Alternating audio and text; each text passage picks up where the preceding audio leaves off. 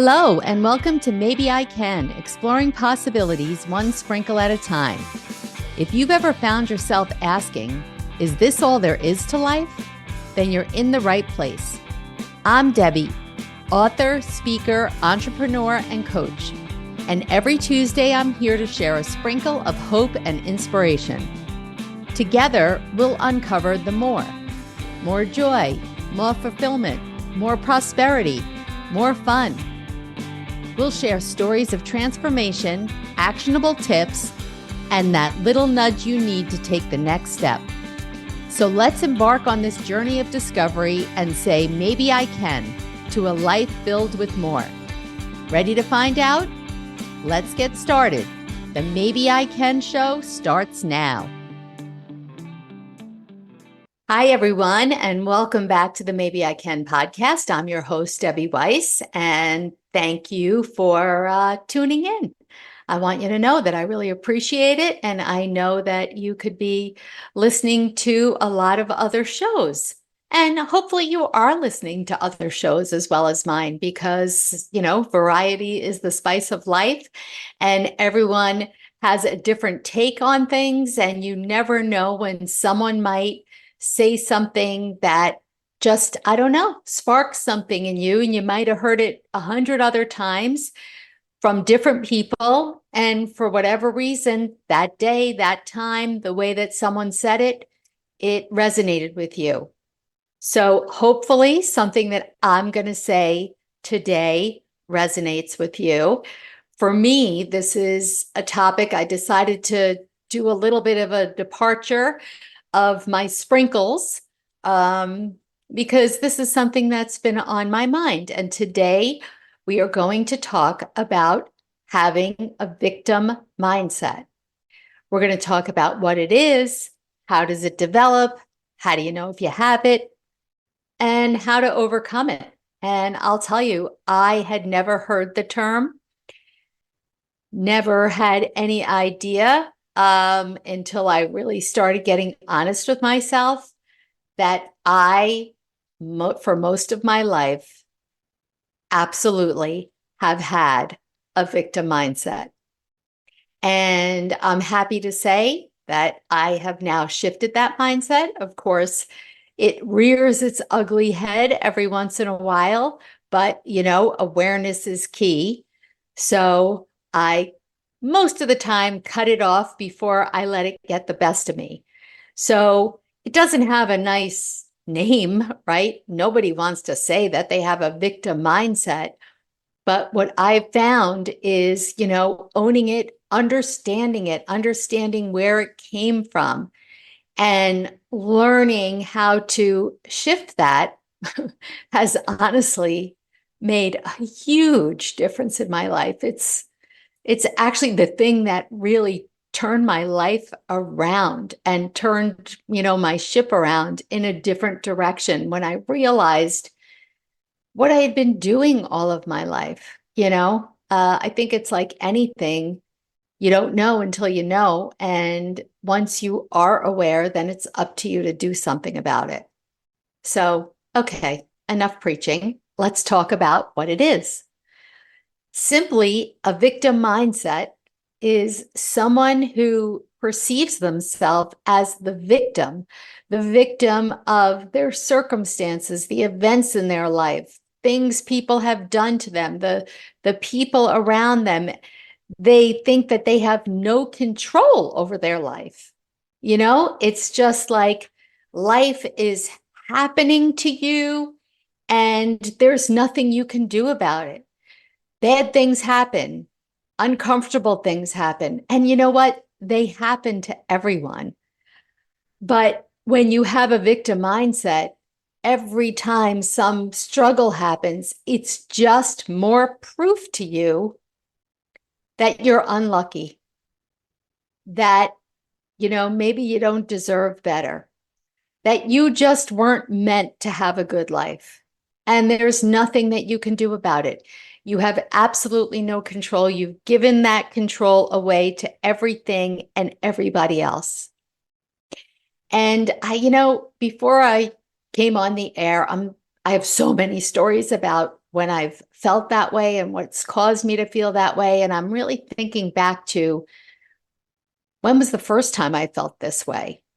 And probably the first time I felt that way was when I realized as a little girl, probably preschooler, that I had a weight problem.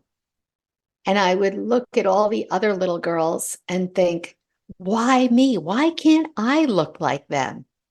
I can't stand being in this body. I want to look like them. And of course, I didn't know it then, but I was a victim. I was a victim of my circumstances. I was a victim of the body that I was living in. Now, at 3 years old, did I have any control over that body? I would say not. But just thinking back to when that mindset first started, and, of course, for pretty much all of us, it started in our childhood. It's not something that anybody most likely did intentionally. I don't know about you, but when I tell you about usually things that had happened to us in our childhood that causes this victim mindset, our parents didn't set out to do this. And when I was going over these things in pre-game before coming on the air, I thought to myself, oh my goodness, after reading this, I'm sure, looking back, I have created that same victim mindset in my children that was created in me. So it doesn't mean that my parents did it intentionally. If my children happen to have a victim mindset, which I do think that at least one of them does, it's not necessarily my fault. Now that I'm so knowledgeable, I wish I was going to have children all over again because I'd do it differently. But how many of us could say the same thing, right? It's always everything. What is it? Hindsight is 2020. This is why, of course, it's easy. I would do so many things differently now.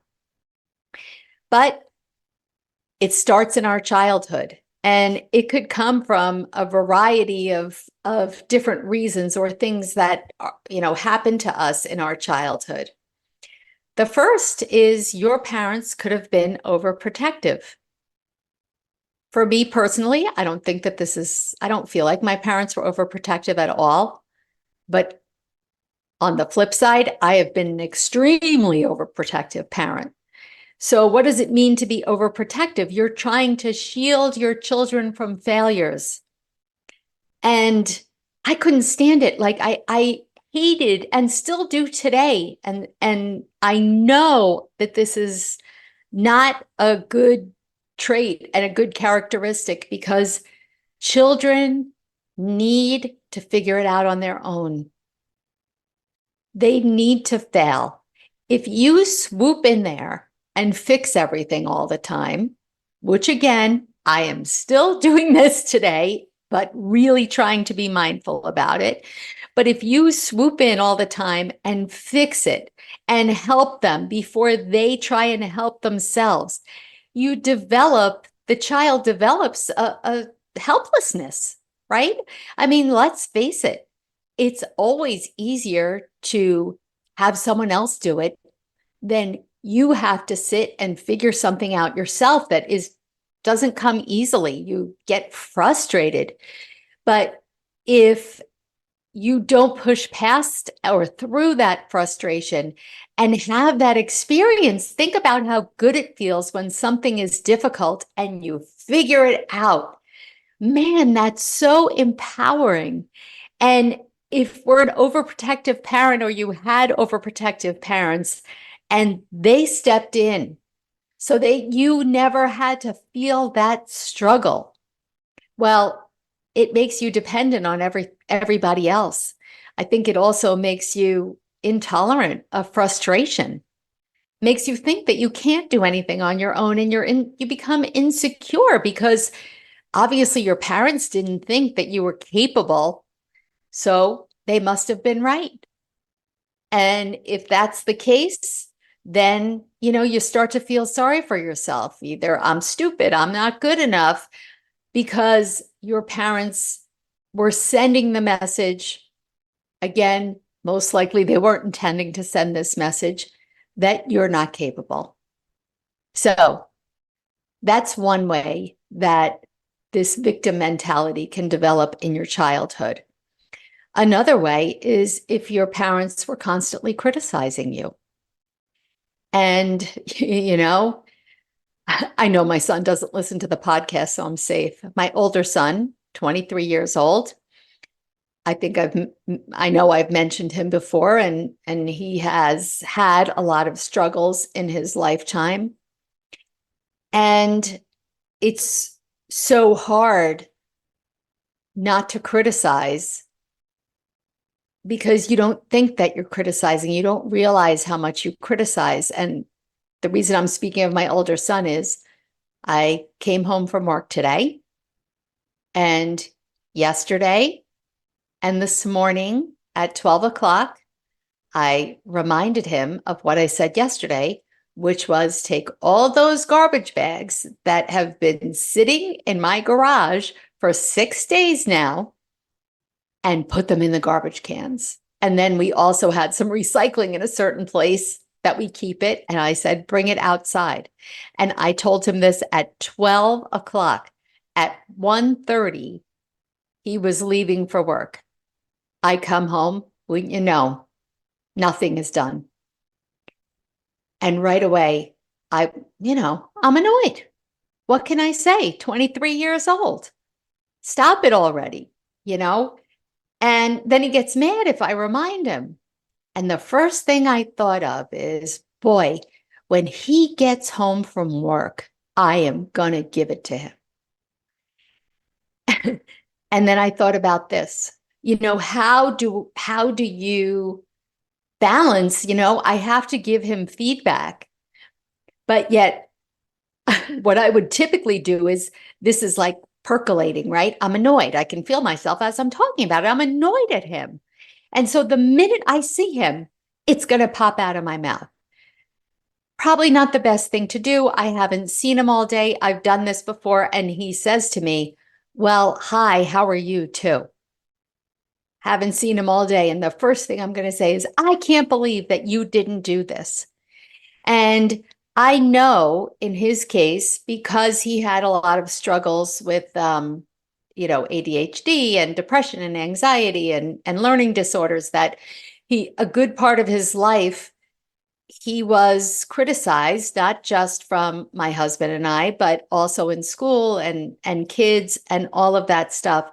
And when you're constantly criticized, it undermines your self-esteem. How could you feel good about yourself if everybody is constantly picking on you like that?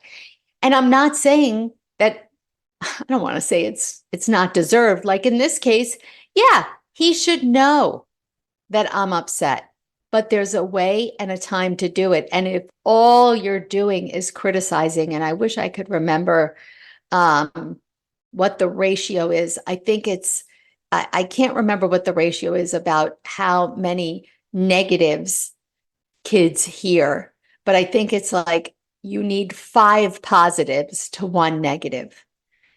And let's face it, it's very rare that happens, because who points out, oh, good job? I don't know what you say to somebody. Well, if somebody always makes their bed, every day you don't say good job making your bed. But the time that they don't make their bed, what do you say? Why didn't you make your bed? So you really, as a parent, have to be really super intentional about saying the good things, and not just constantly criticizing. And as a child, you could have been neglected or abused. And when I say that, I don't know about you, but I think of somebody who, was abused, seriously abused or neglected, sexually, verbally, physically abused, or left, to have a grandparent or a relative or go in foster care, that kind of thing. But it doesn't necessarily have to be that.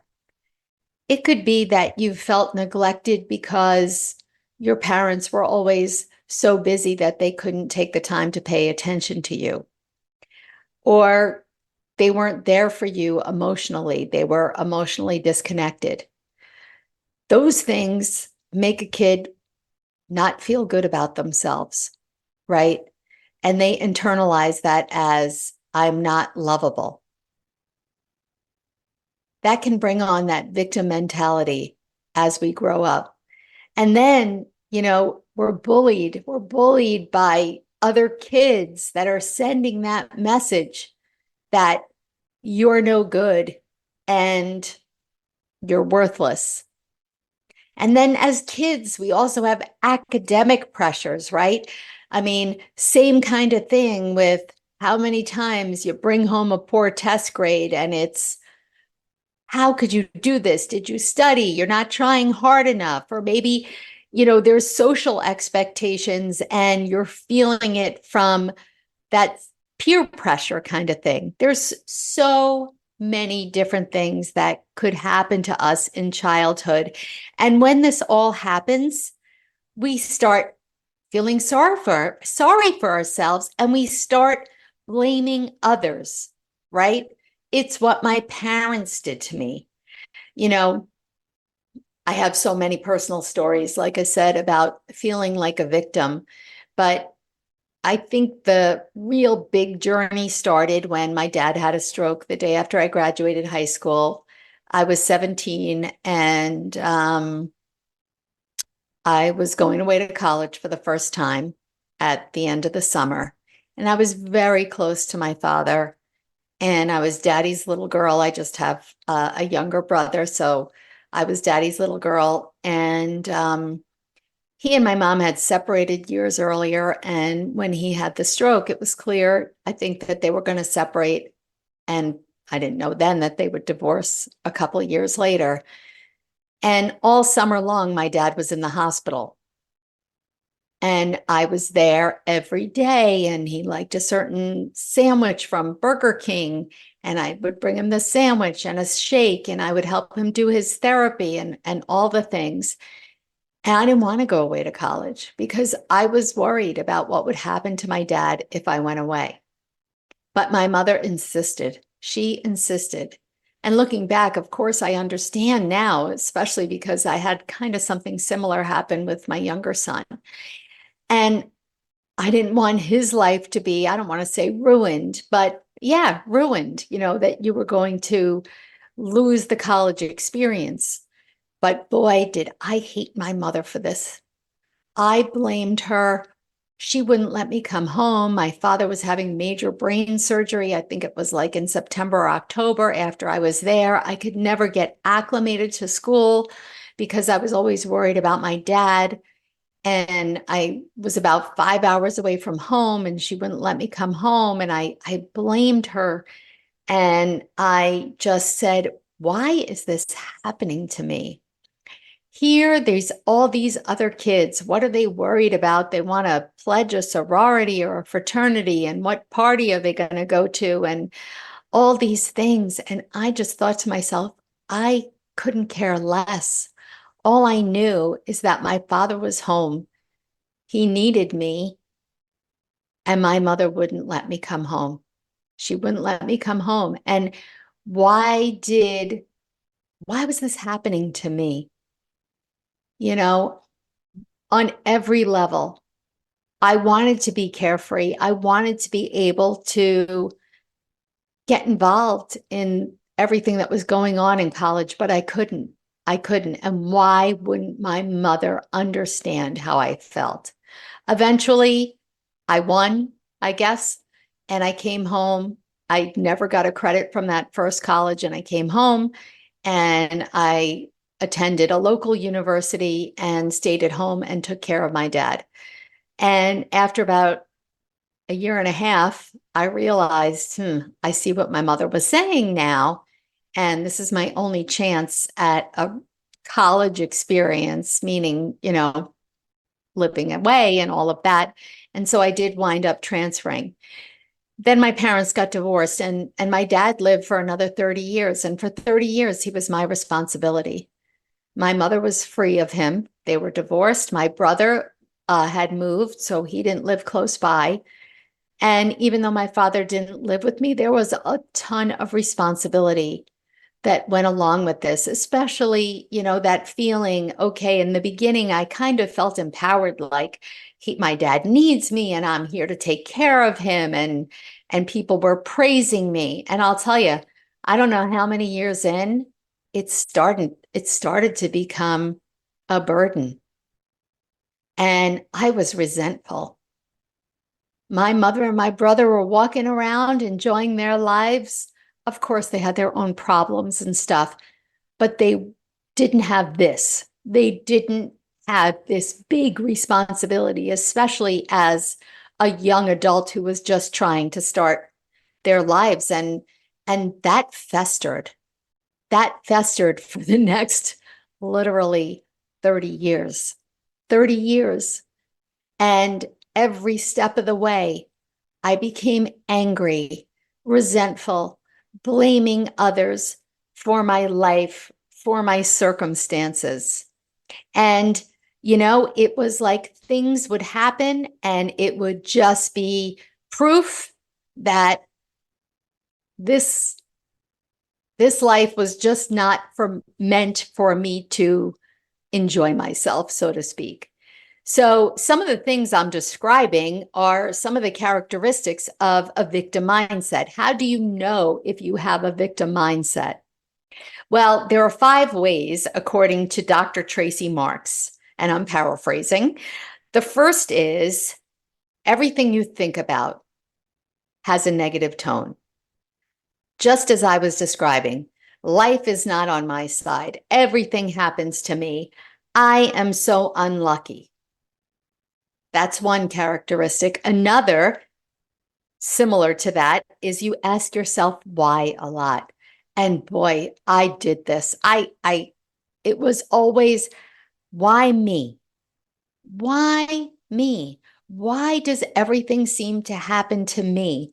One thing after another that would happen with my dad, all different crazy things that were happening. And then I couldn't get pregnant and I had to deal with this whole infertility thing. And I needed to have a spinal fusion at 35 years old. And I could no longer play tennis, the game I loved. And why me? It was just all of these things just kept proving to myself that everything happens to me. I don't know what I ever did to become so unlucky.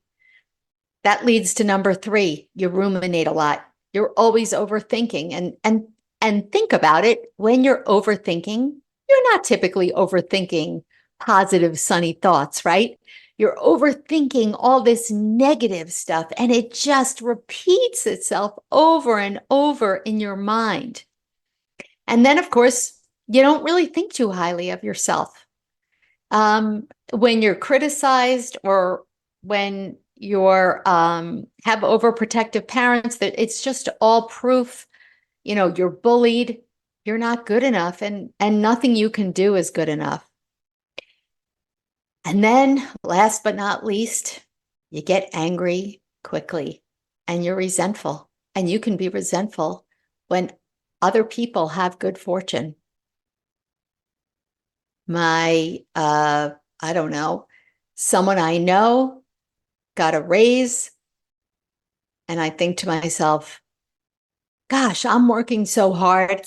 I can't get a raise. I can't afford this. I have all these troubles. I have all these monetary responsibilities. She doesn't have that. How come she keeps getting the raises and I don't? And then you're blaming.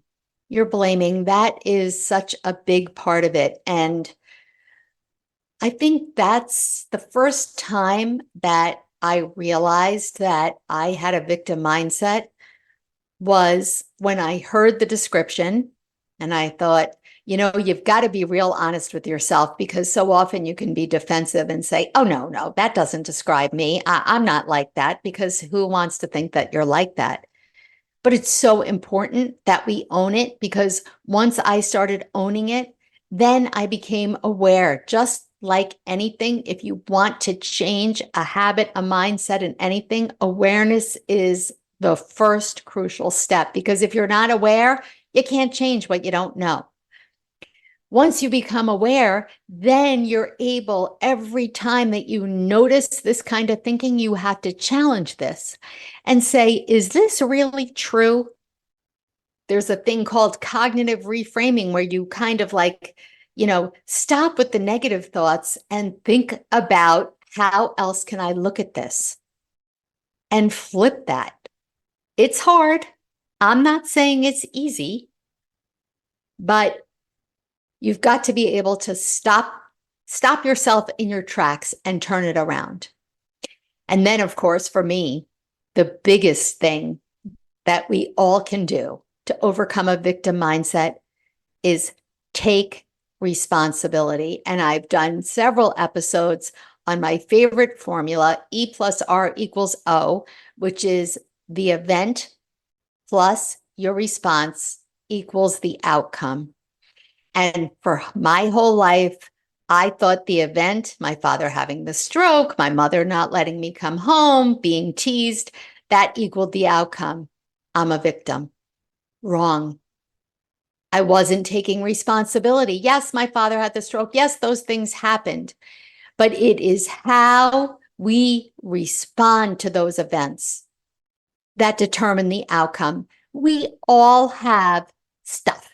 We all have good stuff and bad stuff. And if you are focused on the bad stuff and feeling like it's just piling itself on there and there's nothing you can do, and woe is me, it is time to stop, because it's scary to take responsibility and say to yourself, I've caused this.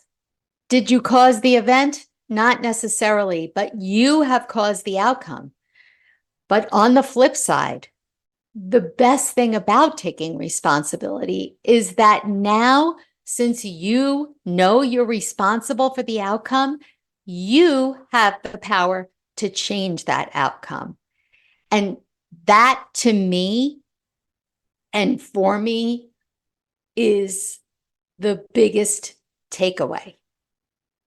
I was always blaming everything and everyone else. And the minute that I said, hey, wait a minute, I've got a hand in this too, everything shifted.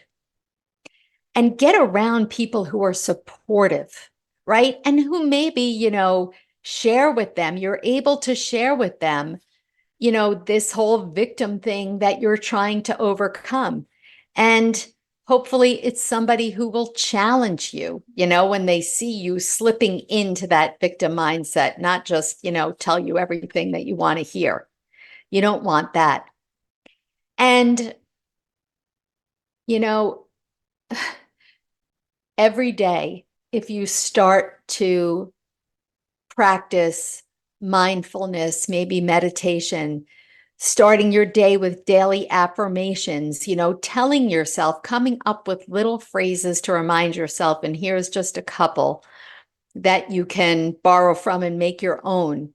I choose to focus on solutions rather than problems. I release negativity and embrace positivity. My past does not define my future. I believe in myself and my happiness.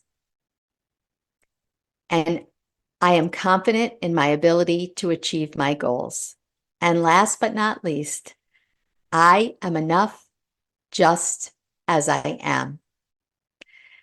So let me leave you with, I don't know if this resonated with you. Maybe you have a victim mindset, maybe you don't. But I hope that I've given you food for thought, and to realize that whether you do or not, all of us have the power to change. Okay, that's all I've got for you for today. Thanks for listening, and hopefully I will see you next week. Make it a good one. Thanks for spending part of your day with me here on Maybe I Can, exploring possibilities one sprinkle at a time. It's been great having you, and I hope you're leaving with a spark to light up your journey to more. Remember, every big change starts with a single maybe. If you're ready to kickstart that change but not sure where to begin, I've got just the thing for you. Head over to download my free guide, The One Critical Step to Kickstart Change, and take that all-important first step. Let's make those maybes into reality, one sprinkle at a time. Catch you next Tuesday at 4 p.m. Eastern, 1 p.m. Pacific with more stories, tips, and that extra push you might need. I'm Debbie saying goodbye for now, but always remember, maybe, just maybe, you can.